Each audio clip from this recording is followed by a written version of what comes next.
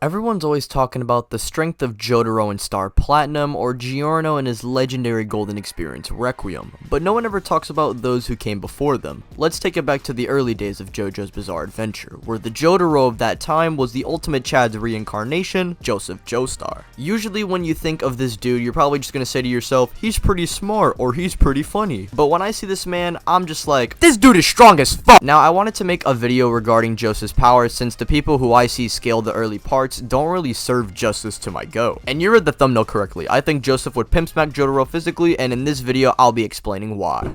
Wait! What, dude? Are you not gonna do this right now? Are you not gonna put on the Joseph beat? Oh, Put on the beat! the first thing I'm going to be talking about is Joseph's attack potency / durability. To put into perspective how strong Joseph is, we have to first look at how strong the Pillarmen are in comparison to the verse. Now, the Pillarmen are not only lore-wise supposed to be stronger than vampires, but Araki himself blatantly stated in a guide how the Pillarmen surpass the vampires, which would include people like Part 1 Dio, who is physically superior than pre-Joseph blood-absorbed Dio, and we see this when Dio directly tries to compare his regen and shows how half of his body is slower than the other. And if you think this is only in reference to stamina, then we could just infer that Dio definitely isn't stronger than Part 1, since the only time he says he feels stronger than ever is after absorbing Joseph's blood. And we see how in Part 3 Dio has to physically absorb people to get the full regen off. Point is, even the dog of the Pillarmen, Santana, is physically superior than Part 1 and early Part 3 Dio, which would be stronger than at least base Jotaro, not the Jotaro by the end of the Dio fight, but the Jotaro by the beginning of the fight, who was physically inferior to Part 3 Dio. Now, Joseph does alright against Santana even without Hamon training, physically reacting to him, but I wouldn't say he scales to him in AP just yet.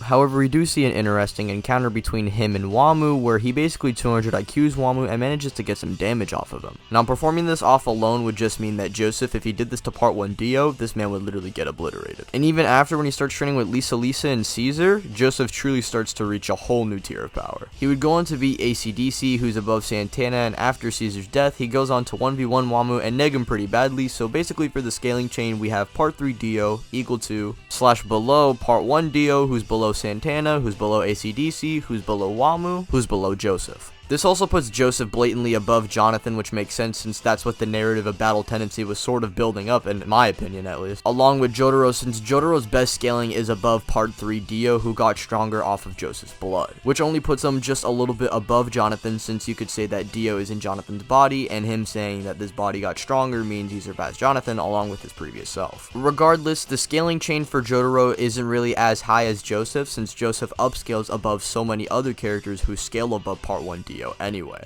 or Part 1 Dio and Jonathan anyway.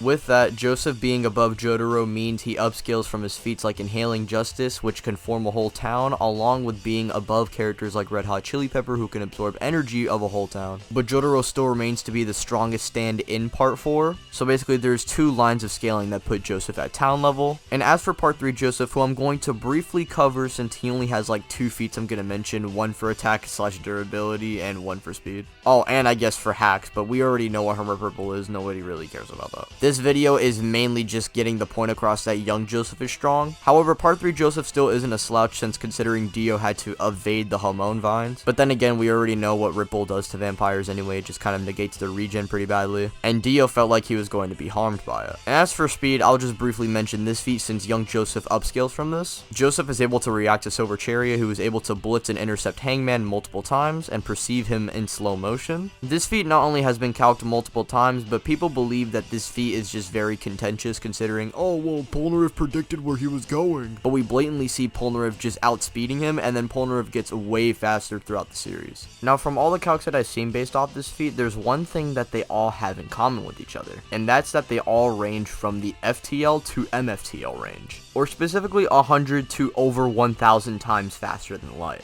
Lightspeed in JoJo's is actually very consistent as well, considering there's also Joseph and Caesar reacting to the light that's reflected off of the stone, and cars blitzing the light off of his blade. Yeah, cars move so fast that he travels faster than the light off of his blade. And not to mention, in the stand card, it's just blatantly stated that Star Platinum is faster than light. And for speed, he's easily in the MFTL range. Now for hacks, I want to briefly talk about just mainly his intelligence and Hamon, since that's basically his hacks. His intelligence allows him to analyze situations and basically get the jump on enemies much stronger than he is, like when he first fought Wamu or defeated Santana by making him come into contact with sunlight, or deceiving everybody by making it seem like he got his hand removed, but in actuality he didn't. Joseph essentially precogs his opponent's moves without him even having the ability to see into the future. And as for Hamon, well, Hamon gives you an array of abilities such as being able to soften the blow from your opponent's attacks. It has healing properties and can be applied to weapons and even a stand. Most importantly, Hamon allows the user to send vibrations from their blood flow and send it through an object or a person, allowing them to damage the user from the inside, which is basically a form of durability negation or a way for Joseph to bypass his opponent's durability. In conclusion, Joseph is built different, and let me know down in the comments who else you would like me to scale in the future.